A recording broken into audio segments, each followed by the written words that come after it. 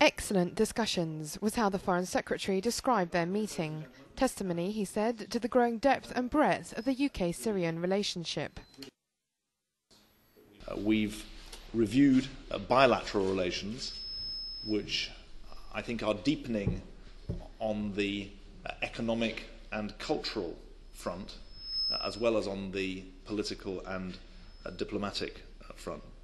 We've spent most of our time talking about the range of issues that are contemporary, current, important regarding the future of the Middle East, a region of the world that is vitally important to the UK, and a region of the world in which Syria plays a pivotal role. We, both countries, have very strong interest in a stable and prosperous and peaceful Middle East, and that means addressing head-on some of the main challenges that are posed to regional stability at the moment.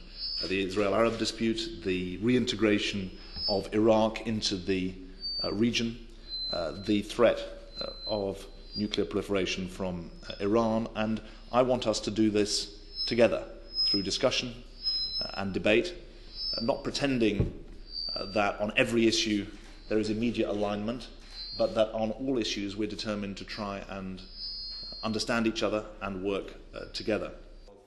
On the wider issue on the situation between Israelis and Palestinians, he had this to say. On the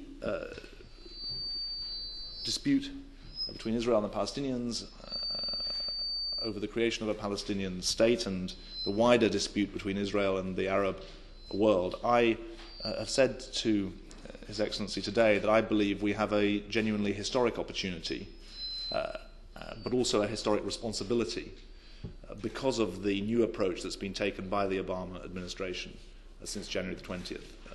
An approach which I think is wholly welcome, which is fully engaged, and which is clear and consistent. President Obama has defined peace between Israel and the Arab world as being in the American national interest, a very significant statement, and I repeat today that it is in the British interest as well. We've discussed today the important issue of how new direct negotiations between Israel and the Palestinians are triggered by a freeze on settlements, an issue which has rightly assumed prominence. But we've also discussed the need to address the grave doubts that exist and fears that exist among many Israelis about whether or not they will be accepted in the region. And it's because of that fear, amongst other reasons, that I think the Arab Peace Initiative has particular significance and importance.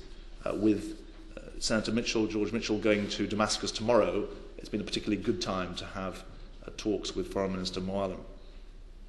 In respect of Iraq, I think it's important to recognise the important steps that Syria has recently taken, including a visit from His Excellency to Baghdad, to help stabilise the situation in Iraq. Iraq, like Syria, is a key member of the Arab family, and its neighbours, including Syria, need to welcome it back. I've been very encouraged by the recent steps I've read about today. Foreign Minister has been able to explain to me some of the deepening economic relations that exist between Syria and Iraq. I was particularly interested that he should have highlighted the importance of the Nabucco pipeline, which is a key energy security issue for Europe, and an issue that Europe is giving renewed attention to at the moment.